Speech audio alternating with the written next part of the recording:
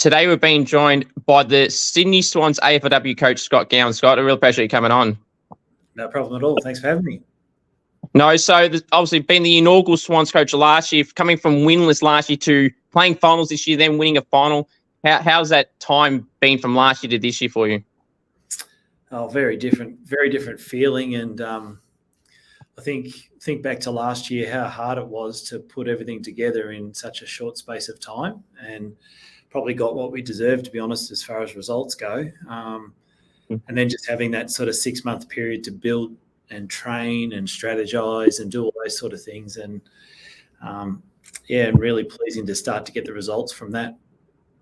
So what do you think prompted the changes? You obviously brought in Chloe Malloy, obviously, and some other recruits as well. Obviously, that would have helped. But what was one of the key things that you feel that helped get the team where they did this year compared to last year? I think our ball movement. I think that was the main focus. We're able to take the existing playing group and train them a certain way to break down the ball movement into little bits and pieces, and then put all that together, and then really added Chloe Malloy and Lucy McAvoy on top. So it was, but the existing players like Montana Ham and Ally Morphett, Sophia Hurley, Cynthia Hamilton, all those ones that were there before, Brenna Tarrant, they're really able to dial down from small-sided drills into how we wanted to move the ball once we put the whole thing together in the pre-season. And really, to be honest, from the day one of pre-season, it was such a stark difference the way we moved the ball, and that was probably the beginning of everything. And then, of course, that builds belief, and momentum comes off the back of that. So what did you feel this season overall? Obviously, had some really key wins, and then obviously late in the year you had to beat the Dockers in the last game to officially make the finals. How do you overall arrive at the season for the girls? I reckon it's probably one where I still think we have a way to go. We're probably running, I don't know if you put a percentage on it, maybe 60% or something like that. There's a fair way to go. A lot of it's to do with, now that we've got the outside game, we need to get the inside game. And we deliberately went with the outside first because it's probably a more enjoyable way to learn. If you just go contest after contest, then it becomes all too hard. So I wanted to get the feel good right first, and now it's time to sort of, okay, gloves on, here we go. Now it's time to get the contested stuff right. So that's pretty proud, obviously, to win the club's first final against the Gold Coast in the first week of finals. How was that? And obviously, as you said, to do part of the game and then to succeed so far by doing part of the game, and then you still said that contested side as well. Yeah, and towards the end, you might have noticed against the Gold Coast, Fremantle was another game, and Collingwood the other one, where a contested game was pretty good. It was because it's not like we've waited for this next pre-season. We actually started learning it throughout the year. So I think the final showed that we can win a different way. And Gold Coast, it was a hard game of footy, that one, and I probably got more satisfaction out of knowing that we were okay on the inside of the contest. But once we were able to break the game open, then we were that's how we sort of won it. But flip to the week, after that, when we played Adelaide, they're on a whole different another sphere to us. That's the level we got to get to. So obviously the grand final, obviously yesterday, did you get a chance to watch it? And what did you think of the game yesterday? Yeah, I thought it was great. I watched it. Watched all the preview, and I love it all. I watch every game I can. And the thoughts were exactly that. I think that Brisbane beat them in the contested side of the game, what's called post clearance. So it's not so much what happens inside the clearances; it's actually on the outside.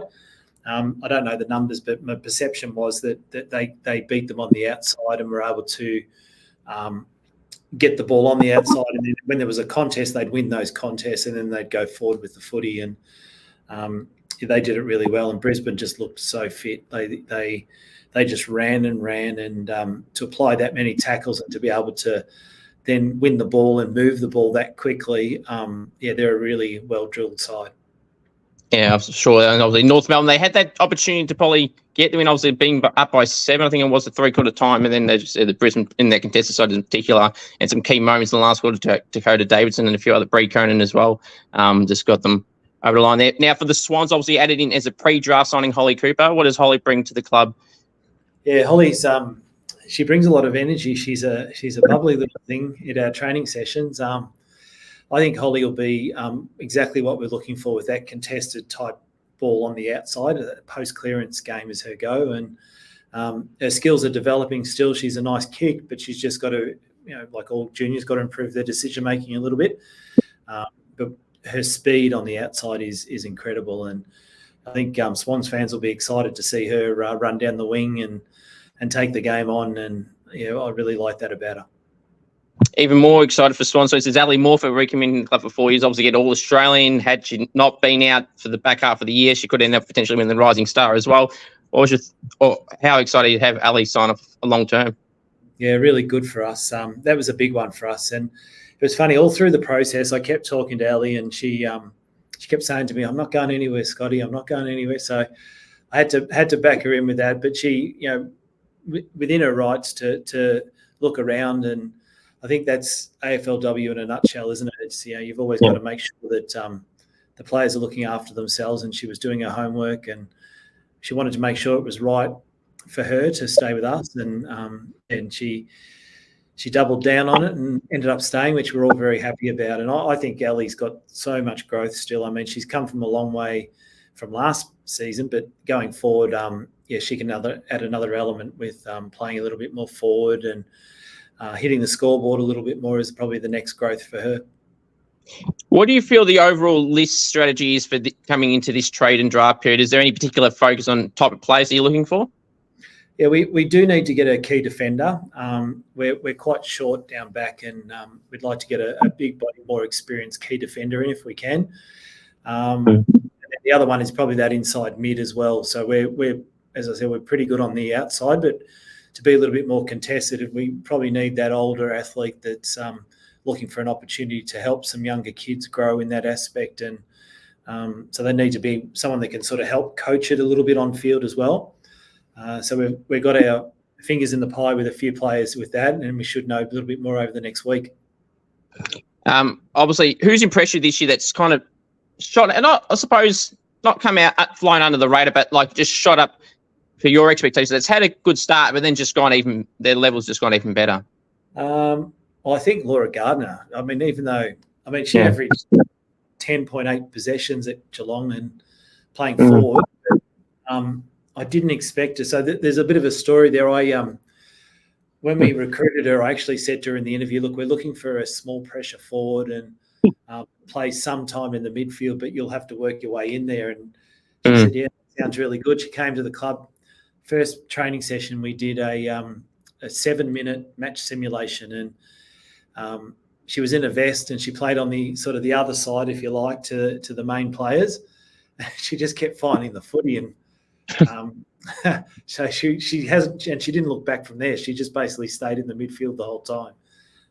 But she had an extraordinary season. So I'd have to say, yeah, Laura's growth surprised me, pleasantly surprised me, and then probably the other one, Sophia Hurley. I just think she just continues to grow, and she goes a little bit unnoticed because she does a lot of the stuff.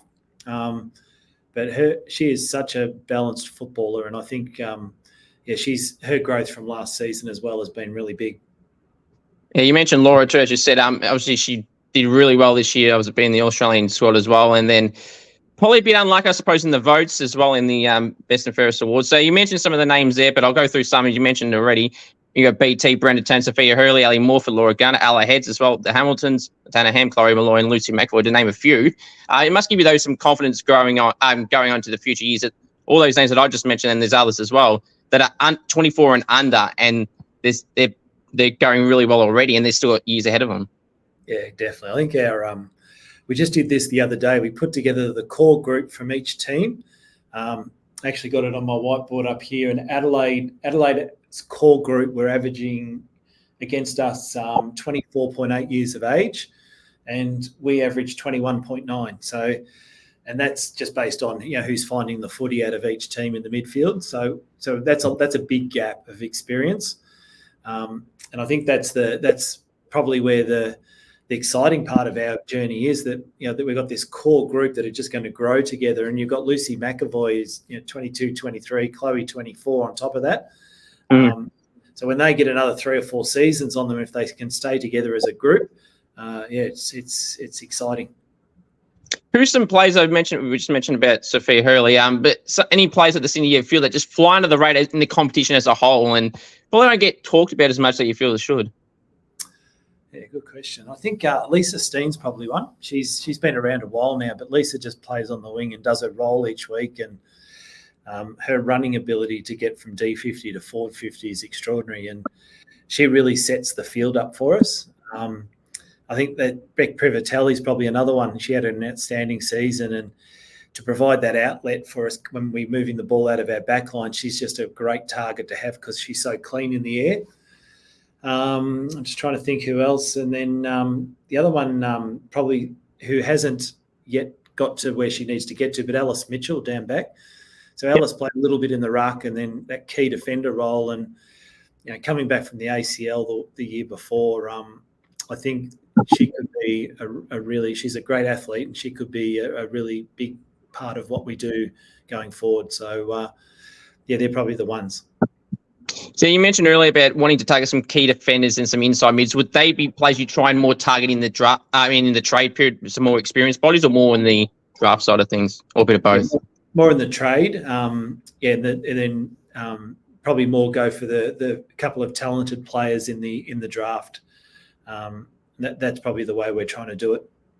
Nice. Joint coach of the year, obviously with Craig Sartre, must be pretty proud to get that type of honor, and it was really nice how the club introduced it to you too. Yeah, it was. Look, I'm very proud of that. I think it's something I'll probably reflect back on later. But I'm under no illusions. You don't win things like that unless you've got great people around you, and the staff that we've got here in the coaching area is amazing, and so well supported. And we've all got our individual strengths and weaknesses, I suppose, but collectively we have a very open policy about ideas and the way we go about it. And I love leading them, and they challenge me, and they help me by doing that. So I just feel very fortunate. I've got good people around me, which all goes well to the future. Who's some of your favourite players that you like to coach? Obviously, when I asked a lot of the players that I have on who their favourite players are, some of them like to name drop some, and some like to be a bit conservative and name everyone so they don't get in trouble, I suppose. I actually don't have a favourite. I very much look at players that improve. Like I love seeing where someone is, and then my role, I feel, is to take them to somewhere where they could be rather than where they are at the moment. And I think pleasingly, because of what the coaching group have done as well, we've looked at our list of 34, and taking the injuries aside, there are really 29 players, and I feel that we developed 27 out of the 29 really went forward this year, which is a really big thing as a coach. That's what you want. You want growth. So I probably say, really that group of players that's worked really hard to grow is probably where I'm at as far as my favourites go. But I don't really have favourites within the team. Yeah, that's fair enough. Too. An extended season, obviously, pretty short as it is, also an away game. You obviously would want it to be extended and further on in years to go much closer towards the men's length of games. The more the better. I think ideally get to a situation where we play each other once is the ideal situation. Mm-hmm. I just think that would give us a better indication of where we're all at, rather than everyone getting the draw and then going, oh my God, we got to do this, got to do that, or this is great. I just think it just takes out that element and makes it a much fairer, equitable thing. But I understand we've got to grow to that point, and we're getting there. It'll take a little bit of time. I think the first step for me was to get the 18 teams playing. That's the main thing, and now the next thing over the next little period is to get the draw equitable, and hopefully we can get there sooner rather than later. You got team once, some teams you could add favourable draw, everything like that. So I can understand why people have that thought. Pre-draft selection, not kind of part of that with Eston and Hawthorn. How are your thoughts on how the trade and draft periods are? Do you change anything about it? No, I kind of like where it is in the year. I think it's really suits doing it post-season and getting it done before Christmas. So I think I think we've got that part of the calendar right. And now there's not a lot that I think needs changing or adjusting with this period, other than maybe the fact that we just need to.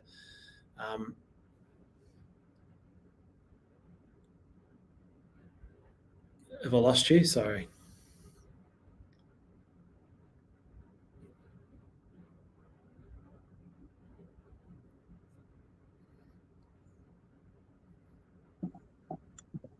Sorry, Scott, that just dropped out. Sorry, can you continue there? Sorry.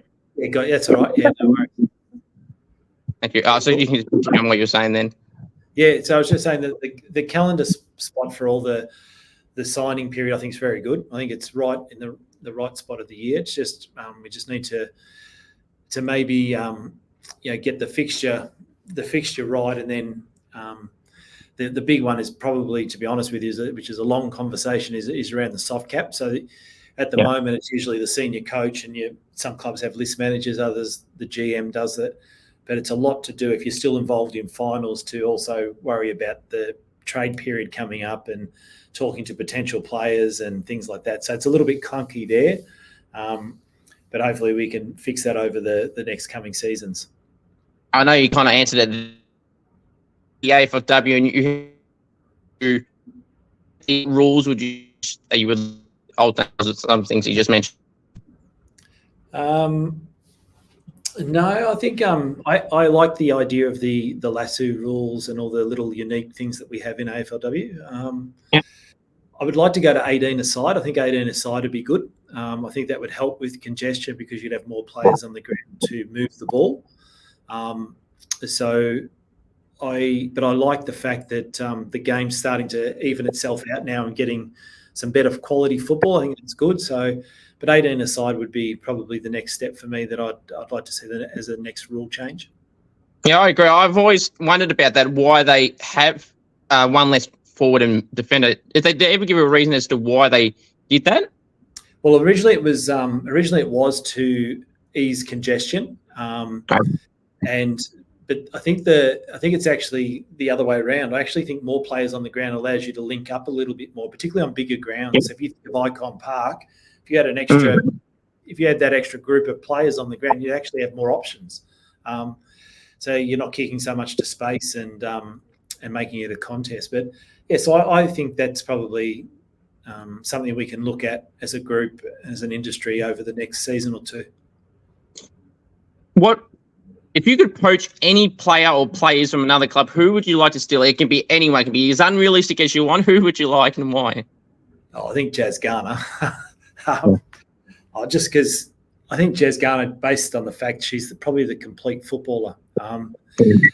She's a ripping teammate. I coached her at North, and I love her attitude to life and to footy, and I think so. She brings that leadership, and then clearly on field, she's one of the better players in the competition, and she's very hard to stop, and she can defend, she can attack, play midfield, play forward. So she can pretty much do it all. So she'd be the one.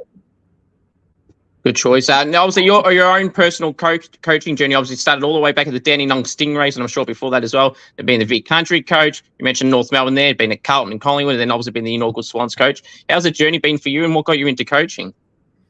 Yeah, I've been so blessed. I'm so lucky. I've got the best job in the world, to be honest. And I think and before that, men's footy with Long, Warrie and Berwick, and just been really, really lucky with my coaching career. And what got me into it was probably just the love of footy. So once you get too old to play, you've got to do something.